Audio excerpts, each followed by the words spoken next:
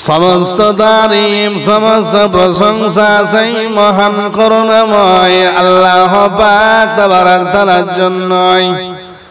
মানুষ বাদে 17,999 যত রকমের জীবজন্তু পাঠিয়েছে, কেবল মাত্র উত্তম করে পাঠিয়েছে এই মহামানবকে। আর দুনিয়ার ভিতরে যত জীব জানোয়ার আছে, কেবলমাত্র মানুষের ভালাইয়ের জন্য, মানুষের লাভের জন্য, মানুষের উপকারের জন্যই। আল্লাহ পাক বলেন, সারা জগতে যত দরিয়ার পানি, পুকুরের পানি, নদীর পানি, খালি বানিয়ে আর তামাম দুনিয়ার গাছপালাগুলোকে কলম বানিয়ে আল্লাহ পাকের কালেমার কথাগুলো লিখতে শুরু করো।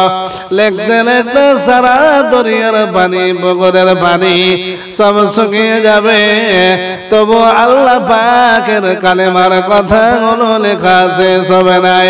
এক কথাই শুকরিয়া জ্ঞাপন করে জোরে বলেন আলহামদুলিল্লাহ। তারপরে পরে আমাদের ধর্মের গুরু মহাত্মা মহাপুরুষ মামিন আল্লাহ তাজদার মাদানী আহমদ মুস্তফা মুহাম্মদুর রাসূলুল্লাহ সাল্লাল্লাহু আলাইহি ওয়াসাল্লামের উপর শত কোটি কোটি শান্তির ধারা বর্ষিত। সকলে বলুন আল্লাহুম্মা আমিন। ইসলাম দরদে ভাই বন্ধুরে, আবার আমার নবী আল্লাহর নবী কত জীবনে কষ্ট করেছেন। রাসূল আমার ভালোবাসা, রাসূল আমার আলো রাসা, রাসূল আমার প্রেম বিনায় হের মূল আলোচনা, রাসূল আমার কাজে কর্মে অনুপ্রেরণা। সুবহানাল্লাহ। ও ইসলাম দরদে আব্বা জানেরা, আমার ভাই সাহেবরা, আমার এই পৃথিবীতে ধৈর্যের প্রতীক যদি দেখতে হয়, একজন ব্যক্তি পৃথিবীতে দুনিয়াতে এসেছিলেন ধৈর্যের প্রতীক হয়ে। তাকে দেখার জন্য তায়েফের ময়দানের দিকে লক্ষ্য করুন। দেখুন ধৈর্যের প্রতীক কিভাবে দাঁড়িয়ে আছে। যে বছর আবু তালেব দুনিয়া থেকে আহারে বিদায় নিয়েছিলেন, হযরতে খাদিজাতুল কুবরা রাদিয়াল্লাহু তাআলা আনহা বিদায় হয়ে গেছেন। কেউ নেই এখন, আর আশ্রয় দেওয়ার মতো কেউ নেই। আল্লাহর নবী এই সময় বড় মনোরা হয়ে গেলেন। মুসলমানেরা কাফেরদের ভয়ে দিনের বেলায় রাসূলের সঙ্গে দেখা করতে পারে না। আল্লাহর নবীকে মনে খুব কষ্ট লাগছে, যে খুব চিন্তায় পড়ে গেছেন।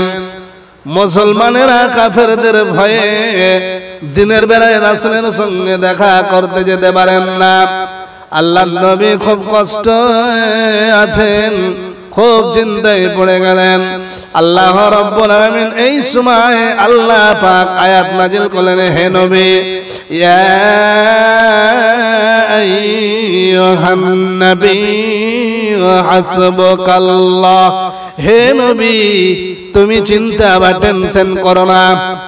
এত চিন্তা কেন আপনার? আল্লাহ নবীকে জানাচ্ছেন, হে নবী তুমি ভাবনা করো না। এত পেরেশান কেন আপনি? আমি আল্লাহ পাক আপনার জন্য যথেষ্ট আছি। নবীজি 3 বছরের জন্য মক্কার কোনো ক্ষেত্রে না পেয়ে তায়েফের ময়দানে চলে গেলেন। ওই বড় বড় অট্টালিকা নেতাদের বাড়িতে বাড়িতে ঘুরলেন আর বললেন, কাফেরেরা বলতে লাগলো, তুমি যদি নবী হবে তাহলে গরিব মানুষ কেন হলে? আল্লাহ পাক নবী বানাবার জন্য তোমার মতো পাগল ছাগলকে পেয়েছে।